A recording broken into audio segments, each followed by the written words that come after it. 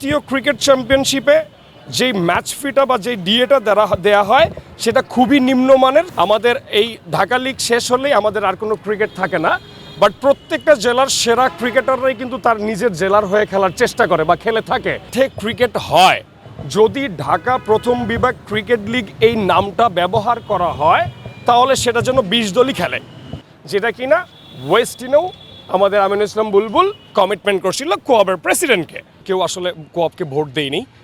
কোয়াব আপাতত কিন্তু যারা উপরের সারিতে আছে তাদেরকে নিয়েই অ্যাকচুয়ালি স্ট্রং একটা জোন তারা ক্রিয়েট করে রাখছে। আমরা ইনশাল্লাহ একটা কমিটি বা একটা সংগঠক দাঁড় করাবো ইনশাল্লাহ।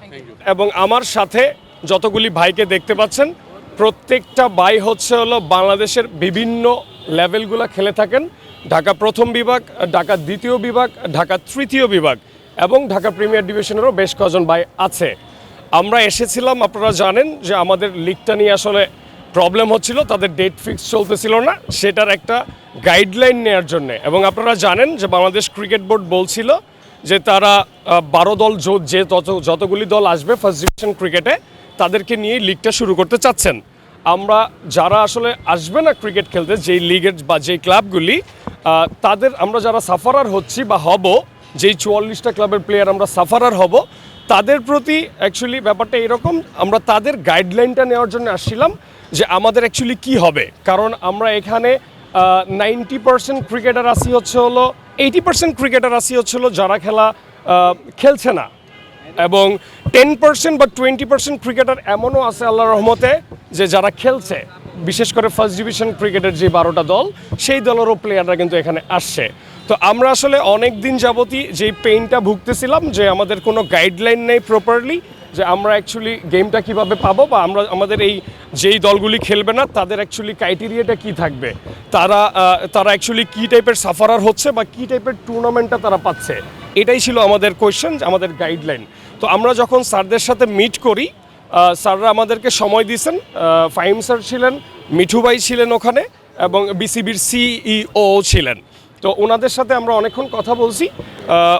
ওনাদের সাথে আমরা আমাদের যেই স্মারকলিপিটা, সেই স্মারকলিপিটাও আমরা তাদেরকে দিছি এবং তারা এটা রিসিভ করছেন।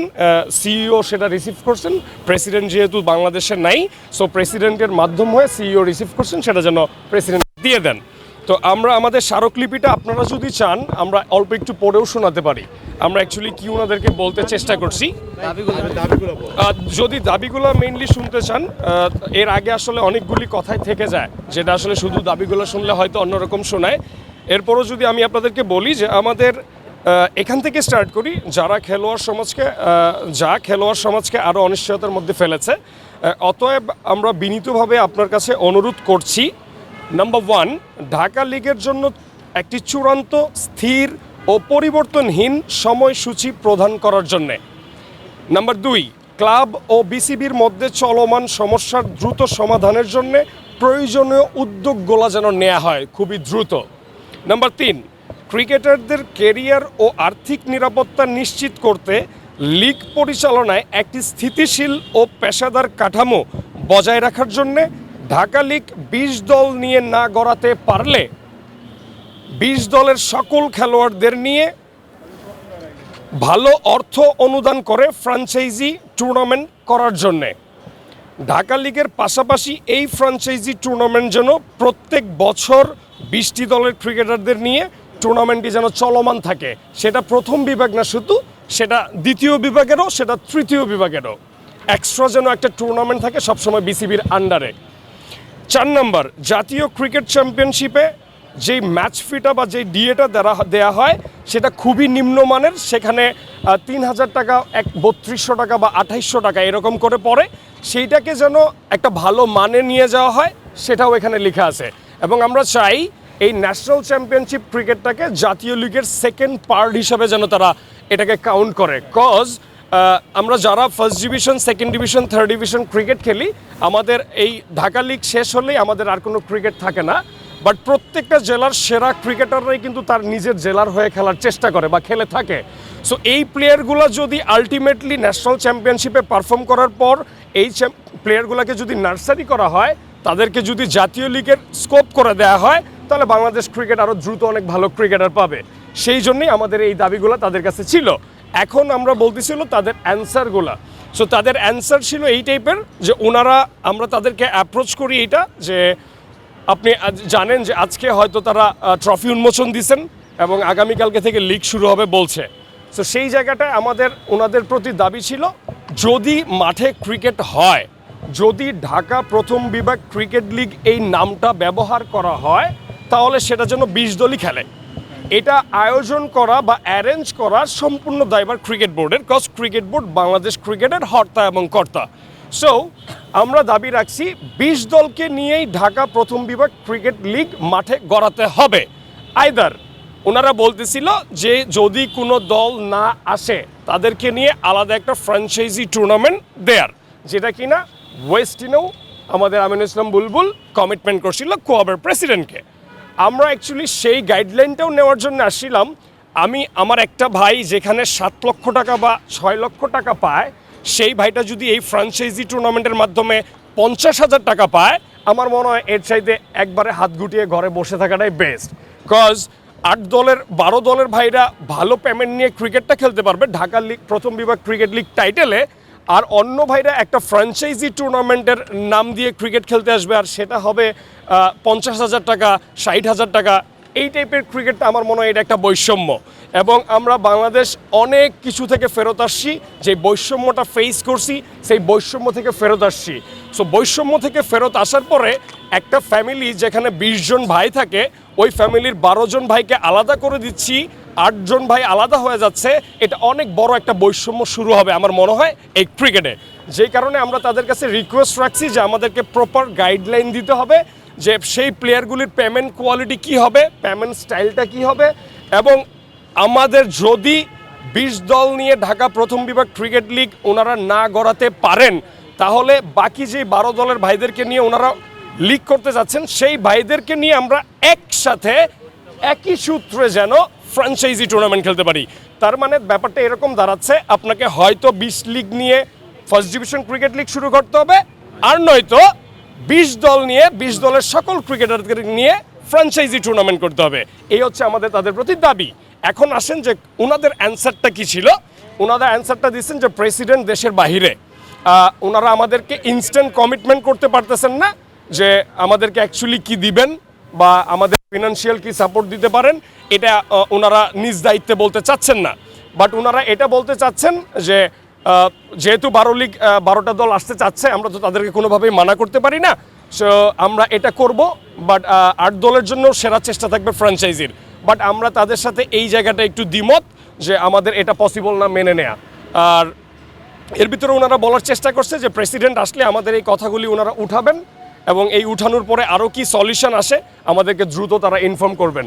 সো আলটিমেটলি যদি আপনারা এটার রেজাল্টটা জানতে চান, আমার অনেকগুলি ভাই এখানে আছে যারা কিনা উপরে ছিল, আমি আমার ভাইদেরকে একটু স্কোপ দিতে চাই কথাগুলি বলার জন্য যে ওনারা কি বলছেন।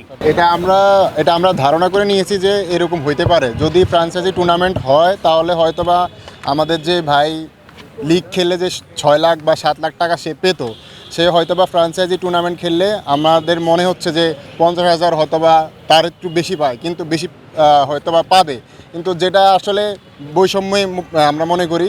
কিন্তু বিসিবি আমাদেরকে বলে নাই যে একটা টাকা নির্ধারণ এখনও করে নাই, বা এরকম কোনো কিছু আলোচনা হয়ও না এখনও। তা আমরা এটা নিজেরাই চিন্তা করছি যে এরকম কিছু একটা হইতে পারে আর কি।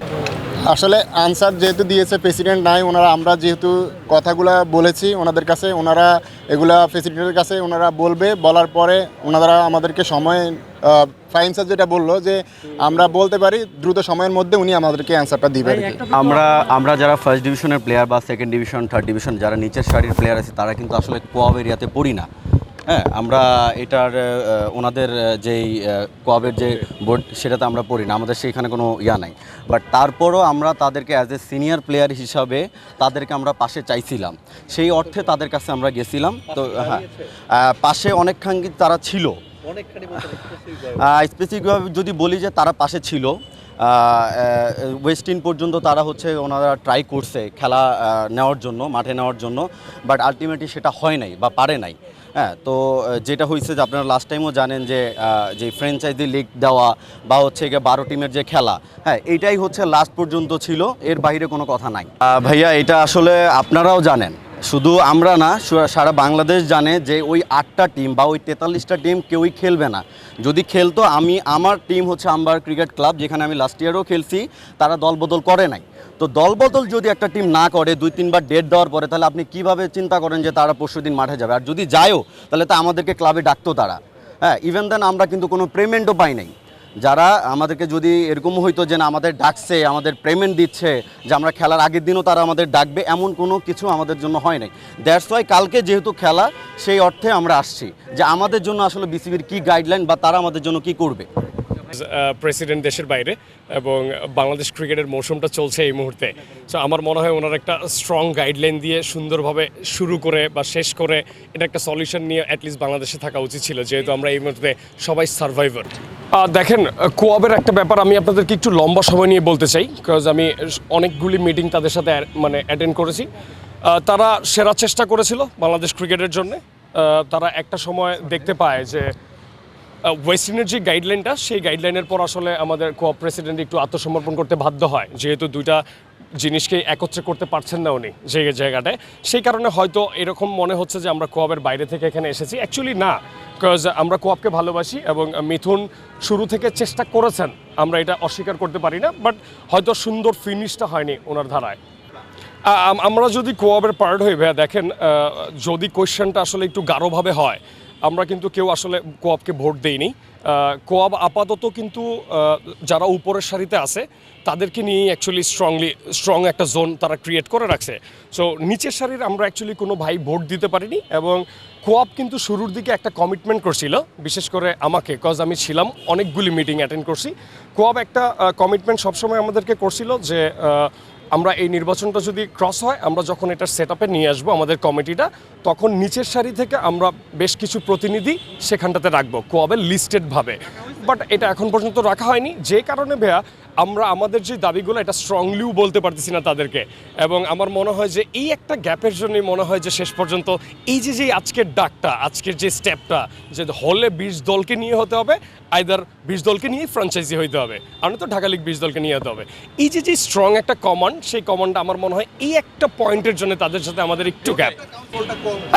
এটা একটা কমন ভাইয়া, বিকজ আমরা সবাই ম্যাচিউরড, আমরা ফিল করি এটা, যে তুমি আমার লিস্টেই তো নাই, আমি তোমার জন্য বা কতটুকু নামতে পারি, আমি তোমার জন্য কথা বলছি, আমি তোমার জন্য চেষ্টা করছি, বোর্ডকেও বলছে, বাট দেখা গেছে উনি আর লাস্ট পর্যন্ত পারছে না। এবং লাস্ট পর্যন্ত যখন সেরা চেষ্টাটা যখন করছে যে একটা টুর্নামেন্ট তোমাদেরকে এনে দিচ্ছি, বাট ওনারা এই জায়গাটাই যাইতে পারতেছে না যে লেটস মুভ, আমরা স্ট্রাইক করলাম, কেন তোমরা খেলবা না, কেন তোমরা খেলতে পারবা না, এটার জন্য যে একটা স্ট্রাইক, সেই মুভমেন্টটাতে তারা নাই।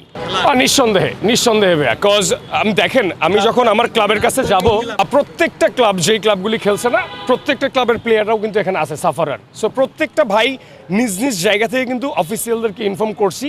এবং দেখেন, যখন আমি একটা অফিসিয়ালের সাথে যে কথা বলবো, তখন কিন্তু আমার সাথে কোনো ক্যামেরা থাকে না, বা আমি এটা রেকর্ডেড করা পসিবল না। সো আমি আমার জায়গা থেকে সেরা আবদারটা তাদেরকে করছি যে প্লিজ আসেন, আপনারা মাঠে আমাদেরকে পাশে থাকেন। তো ওনারা তো ডিরেক্টলি একটা কথা বলছে যে এই বোর্ড আসলে নির্বাচন নিয়ে যে কমিটমেন্টটা কথাগুলো ওনারা বলেন, যে ওই বোর্ড আসলে বানচাল বা হোয়াটএভার, যেটা আপনারা জানেন, সেই কমেন্টসটাও আমাদেরকে করে যে দেখো আমরা আসলে পারছি না, কজ আমরা এই বোর্ডের সাথে বসতে চাচ্ছি না, কজ যেহেতু একটা রেজাল্ট আসে আমরা সেই হিসেবে আর করতে চাচ্ছি না। যারা ক্রিকেটার আছে তৃণমূলে, যারা অ্যাকচুয়ালি শুনতে অড শোনায়, আমি এটা বলতে চাই না, বিকজ আমরা প্রত্যেকটা ভাই, ইভেন আমাদের অনেক প্লেয়ার আছে, অনেক ফ্রেন্ড আছে, অনেক ভাই আছে যারা ন্যাশনাল টিমে লিড দিচ্ছে। তো তাদেরকে আলাদা করে কমেন্টস করার মতো যোগ্যতা আমরা রাখি না, বা উচিত হবে না। তবে এতটুকু বলতে পারি, যদি কোয়াব আপ টু বটম আপনার ডমিনেট করে কথা না বলতে পারে সকলের উদ্দেশ্যে, তাহলে আমার মনে হয় যে তৃণমূল থেকে আমরা যারা রয়েছি, বিশেষ করে ফার্স্ট ডিভিশন থেকে থার্ড ডিভিশন এবং সারা বাংলাদেশের জেলার যত ক্রিকেটার আছে, আমরা একটা অবশ্যই এই ব্যাপারে কথা চলতেছে, আমরা ইনশাল্লাহ একটা কমিটি বা একটা সংগঠক দাঁড় করাবো ইনশাল্লাহ। Thank you so much.